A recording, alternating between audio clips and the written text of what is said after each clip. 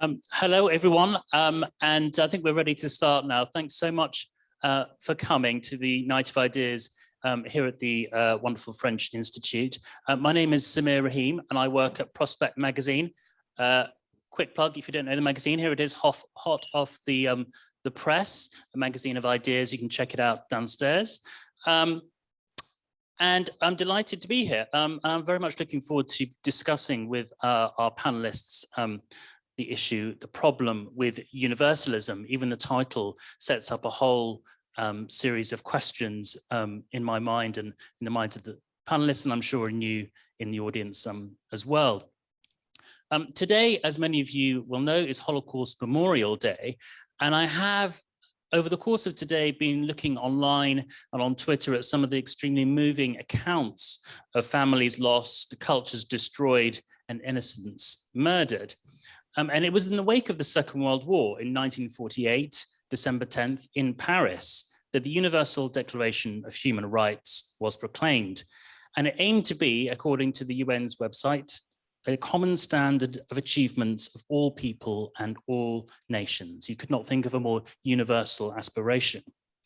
But interestingly, the post-war period also had thinkers such as Adorno and others who developed a critique of universalism and of Enlightenment thinking in general, and the argument being that perhaps it was something to do with the idea of having a uniform culture or universal values that had, in a twisted way, allowed such atrocities to happen.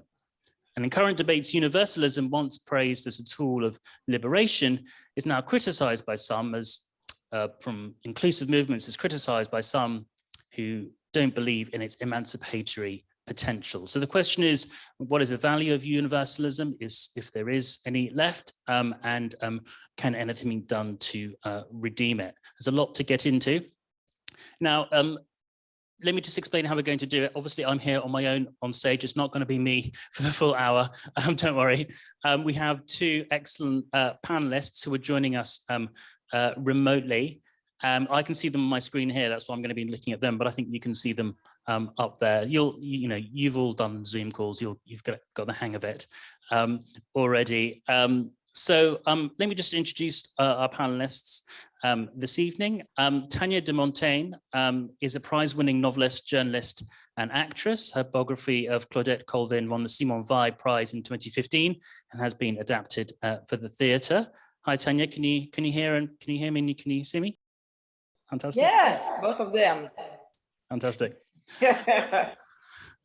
And Shuk-Ying Chan holds a PhD in political theory from Princeton University. And her book, Post-Colonial Global Justice, explores the moral and political implications of decolonization. So a lot to get in there, our expert panel to explore as well. What we're going to do is each panelist is going to talk for about 5 to 7 minutes, and then we'll have a discussion among ourselves, and then we'll open it up to the audience for questions, and you can ask the panelists your queries. So Tanya, can I turn to you first? Is there a problem with universalism? Of course there is, because we are talking about something human, and humanity means problems because it means complexity. And I think the main problem is that we need to define what we think about when we say universalism, because we have seen that history is full of people that said universality is me. And when you say that, you're not talking about universality, you're talking about supremacy, or European supremacy, for instance, or supremacy in general, but you're not talking about what we are trying to talk about. And what we are trying to talk about is the possibility of inequality and the possibility of thinking that someone is a human being as well as me. And there is no rank, no hierarchy. And that's the point, domination. That's the point, because human being is about this question of domination.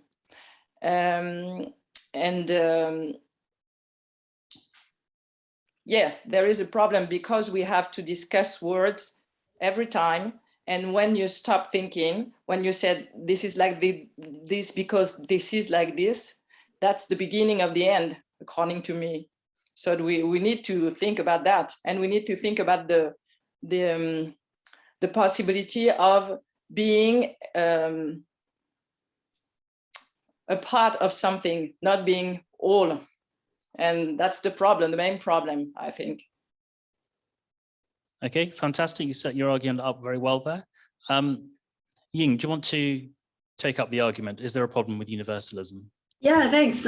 So I do definitely think that there is a problem. So I guess I wanted to, in my 5 minutes, sort of draw a distinction between two kinds of problems with universalism, or two kinds of ways in which activists and social movements have critiqued universalism. So I'll try to be brief, but feel free to stop me if I'm going on for too long. So the first way in which I think universalism has been criticized, or the first kind of problem with universalism, is that it's seldom realized. And I think Tanya already sort of touched upon this. So ideas that are claiming to be universal are almost never actually universally applied. We can take liberalism, for example. So by liberalism, I'm broadly referring to a set of political and moral ideas based on values of individual freedom, human equality. And it's commonly associated with liberal philosophers like J.S. Mill, who defended these ideas as being universal. But of course, as we know now, during the expansion of European colonialism in the 19th century, liberal ideas like freedom and equality were often used to justify imperial oppression and subjugation.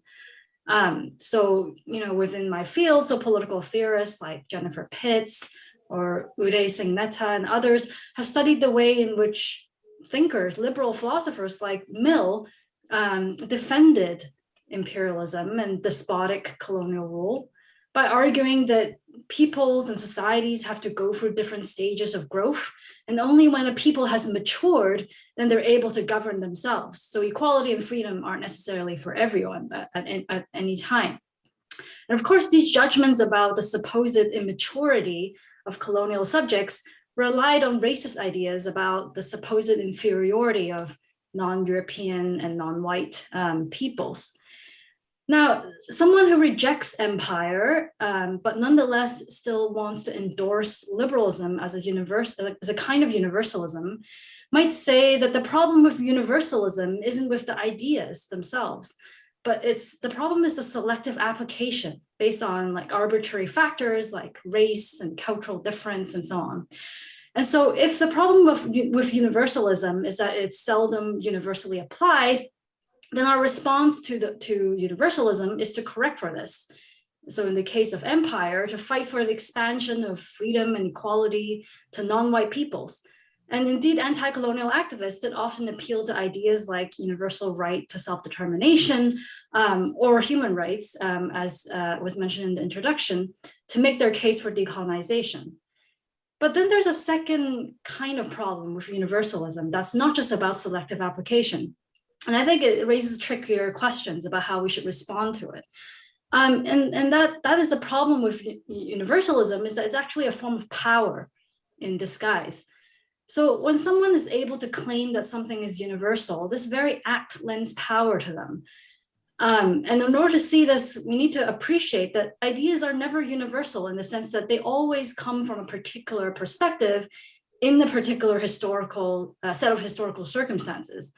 And so, for example, post-colonial historians have called for provincializing Europe as an attempt to challenge the idea that European history and ideas are universal, when in fact, they're very particular human experiences. Now, we might think if the ideas themselves are correct and valuable, if we embrace liberal ideas like individual freedom and equality, why should we worry about the fact that they come from a particular somewhere?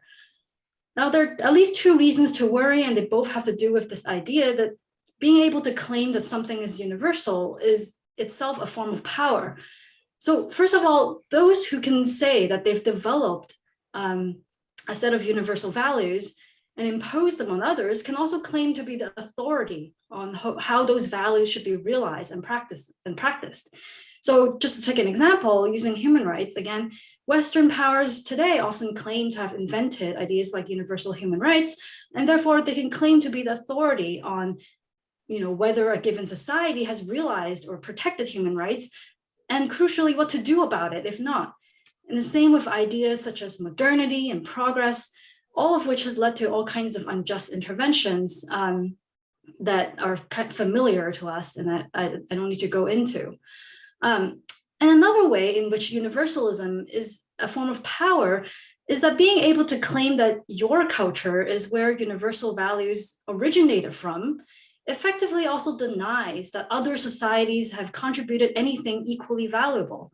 So one of the worst things about European colonialism, and of course there were many, was the systematic destruction of indigenous cultures and the stigmatization of these cultures as unworthy sources of ideas for the future. And this resulted in what the French Martinican anti-colonial poet Aimé Césaire called a hierarchy of creator and consumer.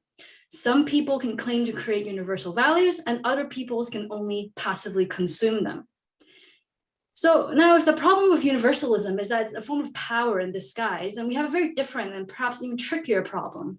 The point isn't just to take a set of given values and ideas and expand their scope to include the oppressed.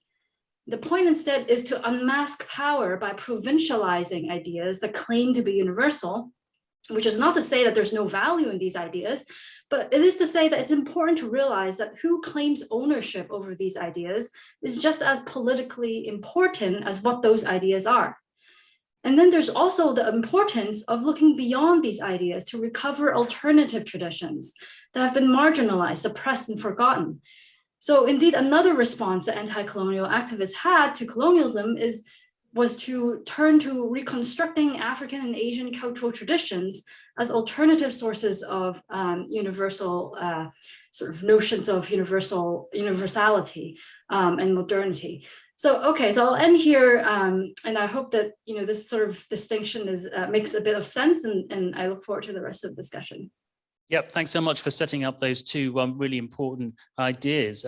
Tanya, just to pick one of those up and to go back to you, you talked about European supremacy. Is the problem really that a lot of these ideas about equality and liberalism were experienced in colonial countries, countries that were colonized in a very different way from as they were in Europe?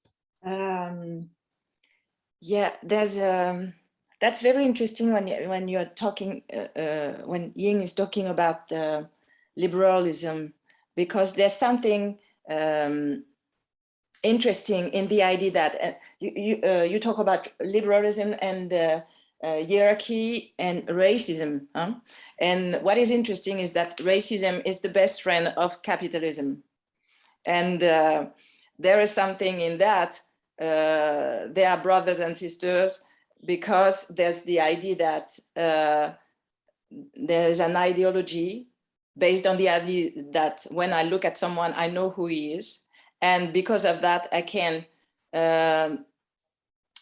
make a difference, and I can value myself. I can know if I'm better or less than you. And I think the main problem of universalism is that there is this mix and match with capitalism.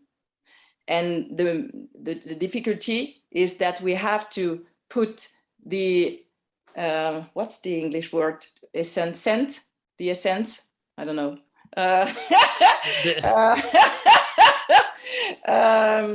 The central point of this is that we need to know that equality is not natural.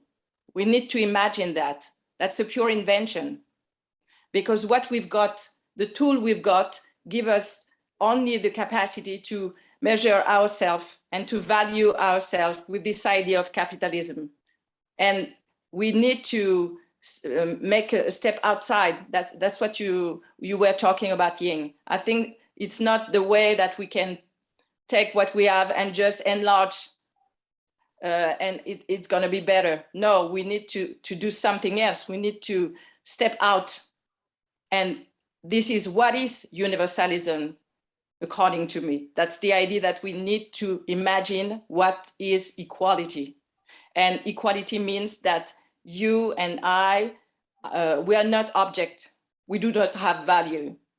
That's the point. And that's why I think it's something we need to try to build. I do not know if we're going to arrive to do something, but we need to have this in mind, because that's the only way we can do something that can be realistic, that you have to know that you've got your own history, your something special, and in the same time you belong to humanity, and that's the main difficulty. And racism built the idea that they've got races and that everybody is divided and everybody is so special that I can't imagine something with you. I need to speak as a Black person, and as if I were in a house, and in this house I speak Black, I eat Black, I dream Black, and that's a trick, because it's easy to think that. But if I fight with that, I'm not fighting. I'm not feeding. I'm just feeding the way it is. I'm feeding racism. I'm feeding capitalism. I'm feeding the idea that I am an object and you are an object too. And we are just dealing object with object, and that's the only thing we can do. That's a really fascinating thought there. Picking some of them up and turning it back to you, Ying. If we all have different moral systems, different codes, different ways of approaching the world, how is it possible then for us to morally act when we're dealing with a different culture or a different society? Or should we just not do that? Should we just stay within our own confines and not make judgments on the way other countries and other cultures maybe have their values? Yeah, no, thank you. I think this also goes back to something that Tanya said about equality, which I really like.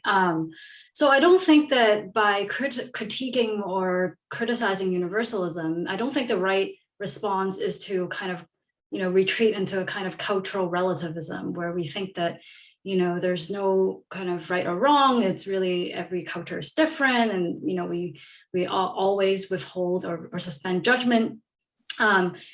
I think a more sort of productive or constructive way of thinking about sort of the limits of universalism and responding to it goes back to the idea of equality, right? So if we can relate to others as equals, right? If we can sort of look at other people's cultures and engage in dialogue in a way that's not stigmatizing or sort of racializing, but in a way that's genuinely, curious, but nonetheless not sort of, assuming that just because something's different, therefore there's no kind of common ground on which we can have an exchange. I think that kind of dialogue might result in a set of like overlapping consensus about fundamental values that is much more universal, because everybody sort of gets to have a part in this. And this is, I think, goes back to what Tanya was saying in the beginning, where everybody is being a part and not claiming the whole. And to have that, you have to have like equal standing to begin with. And I think the problem with the sort of episodes of, tyrannical injustices that we're talking about in the 20th century and, even today, part of the problem is that when the powerful relate to others, usually it's the sort of exchange or dialogue comes from a place of superiority, right? So it doesn't come from a place of humility or genuine curiosity. And so all of this is to say that I don't think that we should sort of retreat into our own sort of, societies and just kind of think that their, engagement is necessarily going to be oppressive or hierarchical, but it is a very difficult question about how we can have that kind of genuinely egalitarian kind of exchange. And in fact, this is something that anti-colonial thinkers grapple with a lot.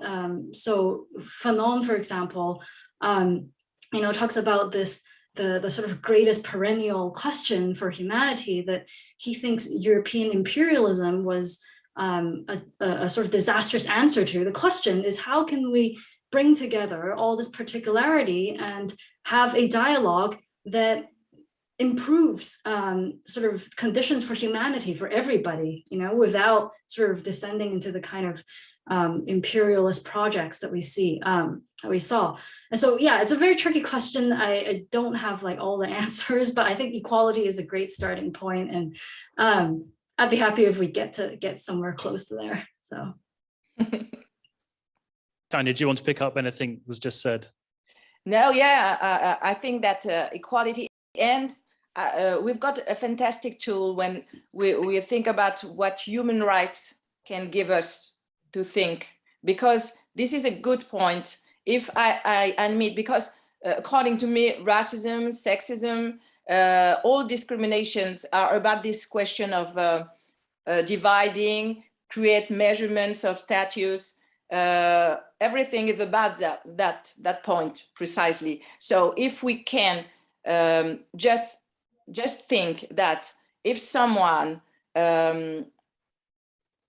can't use the rights everybody's got, I think that's the good stuff to think and to act.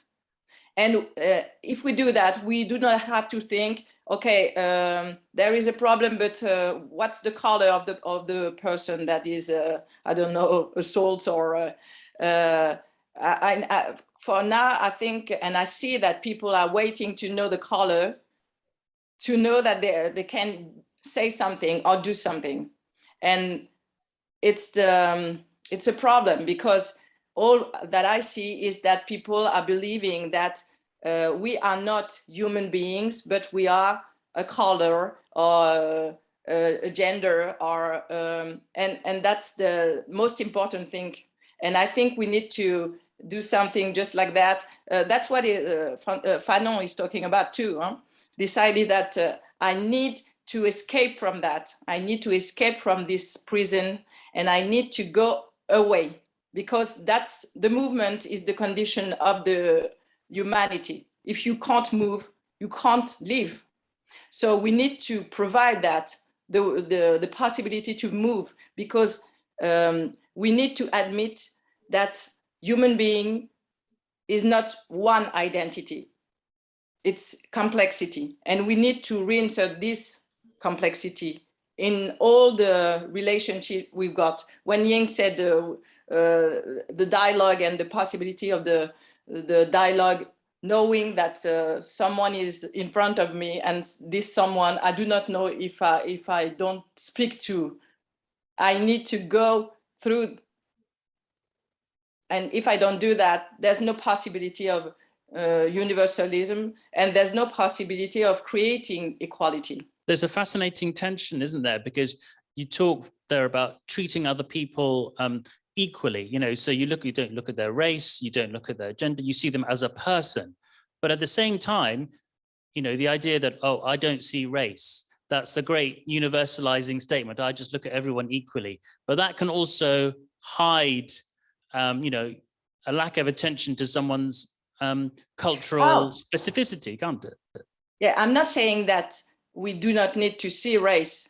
I'm saying that we need to know that race is a human invention. That's very different, because it's not the way that of colorblindness. I do not believe in colorblindness, and I'm afraid of colorblindness. If someone told me, I haven't seen you're black, I think there is a problem, because what he's saying this person is that to be equal, she needs to erase me or a part of me, and that's a problem. So I'm not talking about that. I'm talking about the idea that we need to be conscious that when I think, when I see someone and I said, okay, I know you, I don't have to, we do not have to speak, but I know you, and I'm gonna value you, and I'm gonna measure you.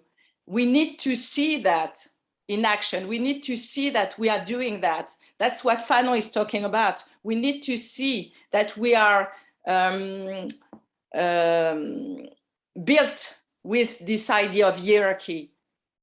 The language is about hierarchy all the time. So we need to be conscious. And according to me, universalism is the condition of a consciousness, because lots of what we're doing with people is unconscious. But if we want to access to something that is near equality, we need to be conscious. And we need to know that we are not angels. We are not perfect. So people who are telling me, I'm not racist at all, or I'm not sexist at all, I'm afraid of them because I know that I'm racist and sexist. I know that. But I see me doing that. And at this moment, because it's conscious, I can act. And that's at this moment, precisely, that I am exactly in the position to be equal with the other, because I know that I am built with language. Ying, just turning onto, we talked about colonialism, relationships between countries, but there's also these debates about, certainly in Britain, and I know in France as well, relationships between the state and ethnic minorities within those countries. And there's a particular debate over often certain minorities are picked out for not having, as it were, the correct liberal values that the whole state is meant to share. There have been debates in this country about this. To what extent do people living just in one society need to share basic assumptions and values, or to what extent do we need to have a variety of different views jostling together?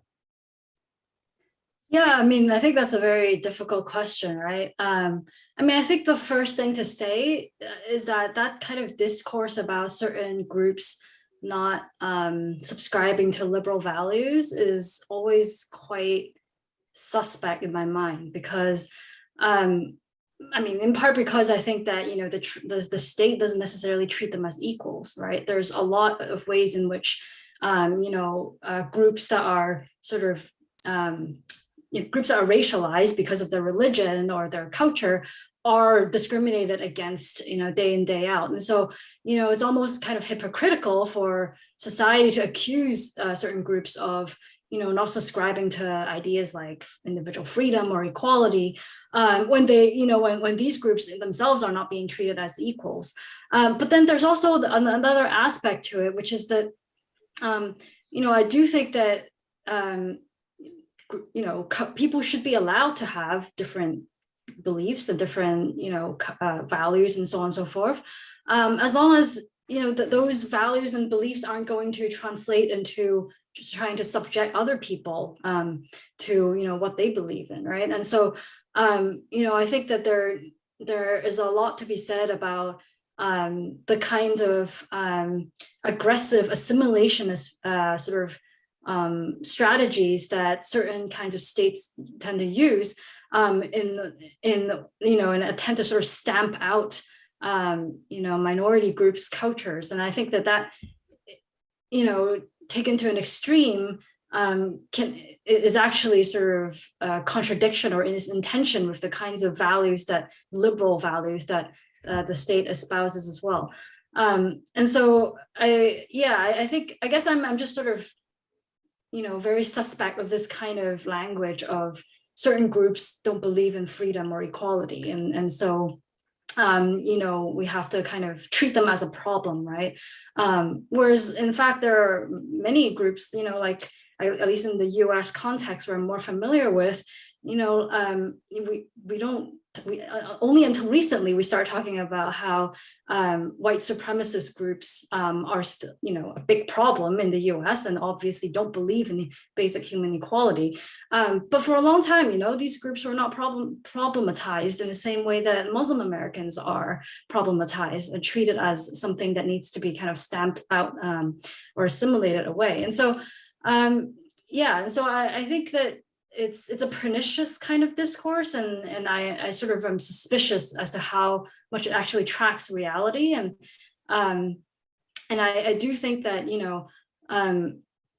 there's a danger in kind of seeing a threat in places where, you know, it doesn't necessarily exist, and almost kind of in a sort of self-fulfilling kind of way, creating that threat for yourself by continually sort of, you know, ignoring or neglecting the kinds of discrimination that minority groups face.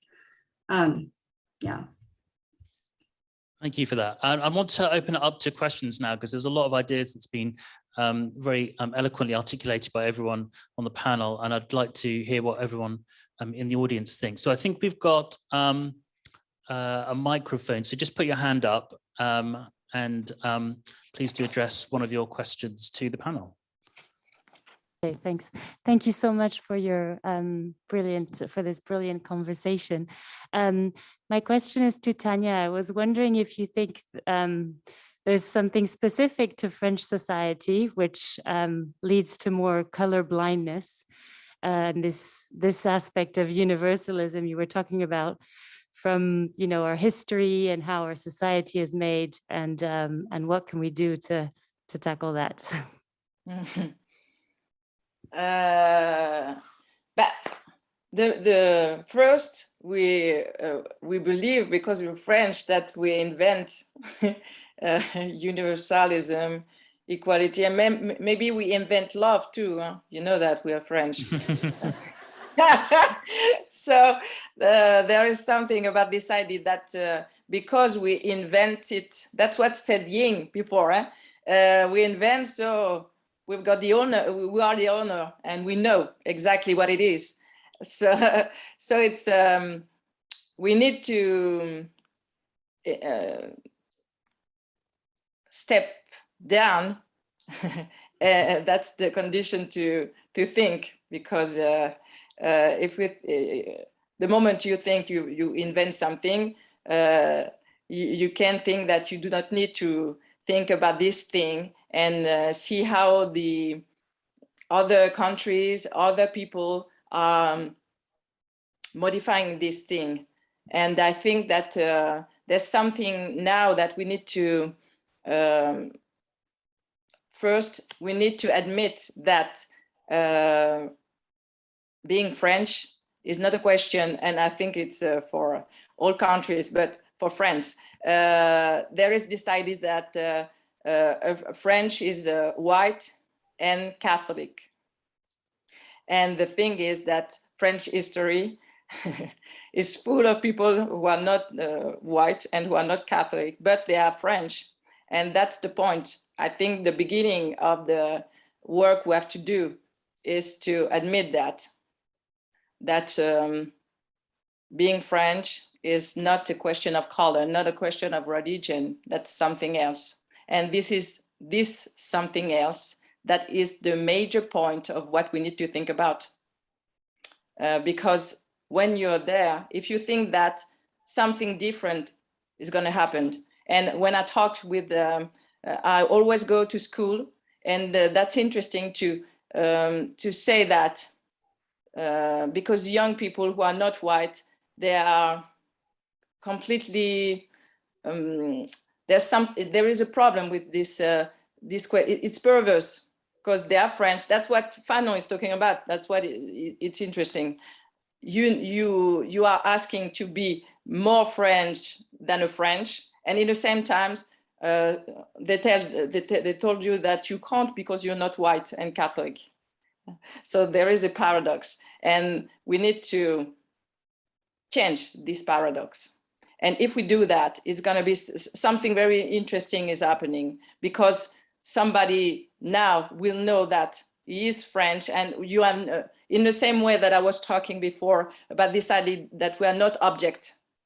We have not to prove something. I do not have to prove that I'm a good French. I'm French. This is my country. So I want that young people know that you do not have to prove something. You have to act, to think. Your citizenship is not a price that I'm going to give you. And if you're not so sufficiently, I don't know, narcissistically great enough, beautiful enough, smart enough, then I'm going to take this back, and you're not you're not a French anymore. We need to stop that. We need to know that it is a fantasy. This idea that someone's going to give me or give back my citizenship.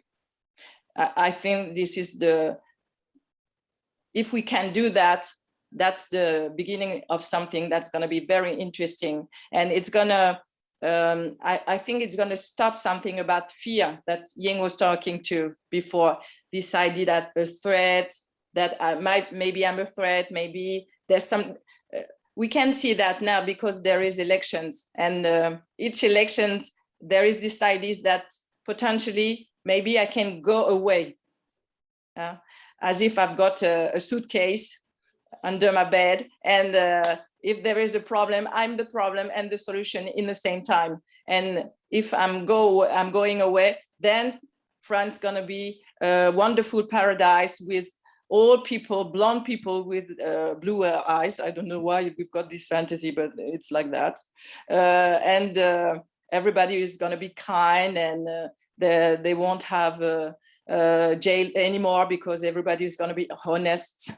You see this dream, that's the same dream that you were talking before about United States. That's the dream of white supremacists. This idea is that there is some, at a moment, the country were a paradise, and everybody was cool because everybody was white and blonde and with blue eyes.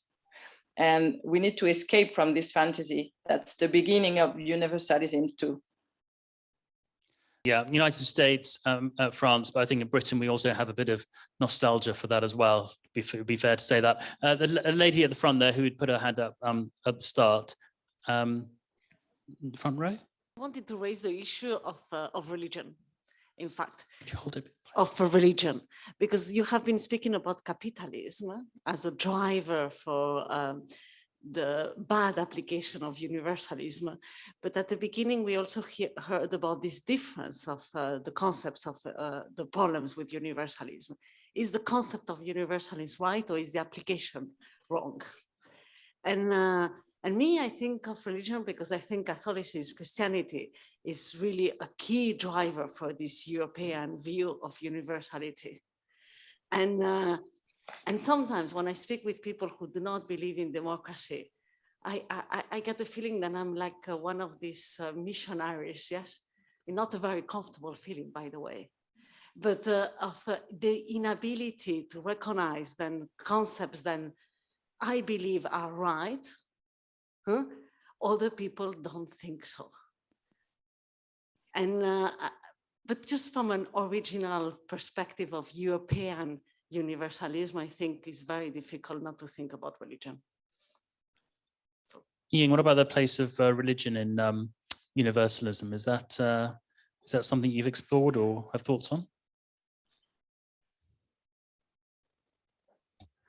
Yeah, I think, well, I guess I've not explored religion as much, but the lady is definitely right in the sense that Christianity is very much a form of universalism, like liberalism. And of course, this posture of the sort of, the civilizing missionary was often the sort of beachhead of European colonialism. I mean, I think, I guess this is one of the sort of trickiest kinds of, when you have different religions, each claiming to be the universal truth. I think this is where you have one of the kind of trickiest questions of how can those kinds of particularity ever be reconciled in a way that is not hierarchical, right? And I don't have great answers. I'm not a religious person myself, so I hesitate to sort of speak on behalf of those communities.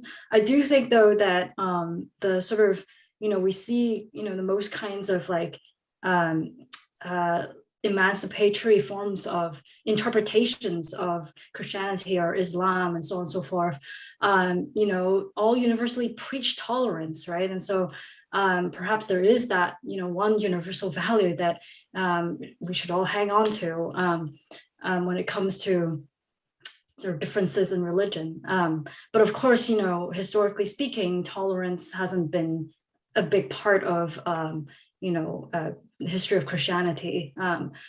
So yeah, no, I don't have any sort of profound thoughts on how to resolve this problem, but just to say that you know, I guess in a way that is sort of slightly different from the kind of problem of racism, right? The problem of religious difference, and how to kind of sort of, you know, how that cannot lead to a form of kind of imperialism is also very tricky. We've got a pleasant surprise now. A poet, I believe he's called Anthony. I can't read what your surname is, so I apologize to you. But you're going to come on stage, you're going to read a poem that you've written on the theme of the panel. Please, welcome. Thank you very much. Hi, everyone. Good to see you. I've been writing poems on the theme of each talk tonight. So I've composed a little something. I often feel, I haven't actually spoken about poetry because I just read the thing, but I often feel that one of the functions or the facilities of poetry is that it becomes an approximation, and you can cast the net out very wide on subjects that are very complex and tenuous, and poetry has the capacity to kind of bring it all in and articulate what it is that these subjects are about in a couple lines. So I think that's why I enjoy writing it, really. So this is the problem with a universalism. Chances are it will happen to us all on a Thursday when there's nothing in the diary. It's funny now, me and my son run from the same kind of weather. My job as a parent is to contextualize the world, to put one foot before the other and say, look, your steps are yours, but the ground belongs to the sky. If I could, I'd share the world's suffering out like a picnic, like shortbread. Maybe if I could, I'd build a rainforest out of bad jokes, knock, knock, etc. The problem with me is usually the problem with us, which is, as you know, my problem. The intersection ends up holding so much more. So let's talk. Call me. I'm about to leave you a voice note saying I'm about to leave you, saying I want the house, the dog, the divorce, better, be better than the last. I mean, some of us do our learning in public and some of us refuse to learn at all. Privilege is a betting shop. A gambler told me that. Some of us should know better. Some of us should know that in truth, what anyone really wants is hot running water, a wider telly, perhaps the scaffolders to do their job more quietly. I don't know about you, but then I do. I really do. Sitting in a circle where everyone needs to admit to one thing that pisses them off, but it can't have anything to do with another human. Once the circle breaks, it becomes a line.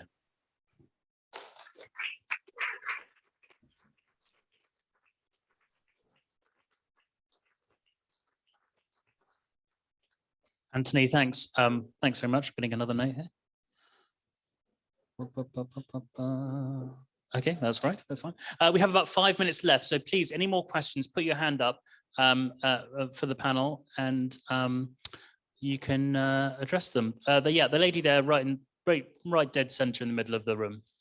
I guess it's a very broad question, but what do you think it will actually take for, you know, Europeans, white Europeans specifically, to actually, well, for governments to acknowledge this issue? Because for now, acknowledging that lack of universalism or the problem with it means acknowledging the dirty past, acknowledging the power structures and all of that.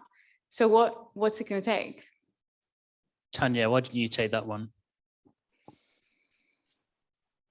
Wow. What's it going to take? What do we need to do? Give us the plan. Give us the program. Wow.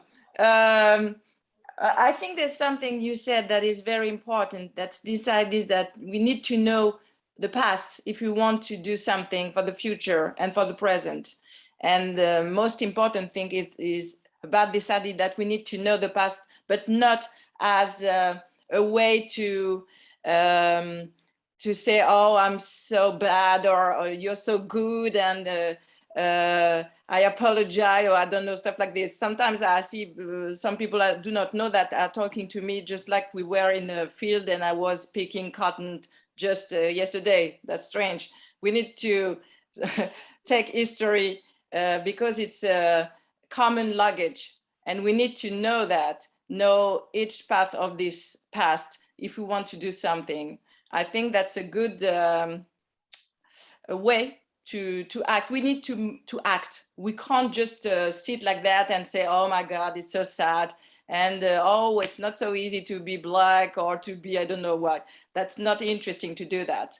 We need to know that we are citizens. We need to move. We need to ask. We need to ask for justice. Justice is a good way to do something. We've got human rights for us. We need to use that. That's a good way to be human, I think. I don't know if it's an answer, but that's the only thing I can do for now. It's a good start, certainly. Any more questions? Is there a lady there?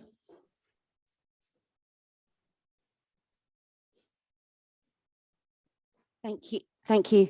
I think this is a question for Ying, but Tanya, maybe you've got something you'd like to say.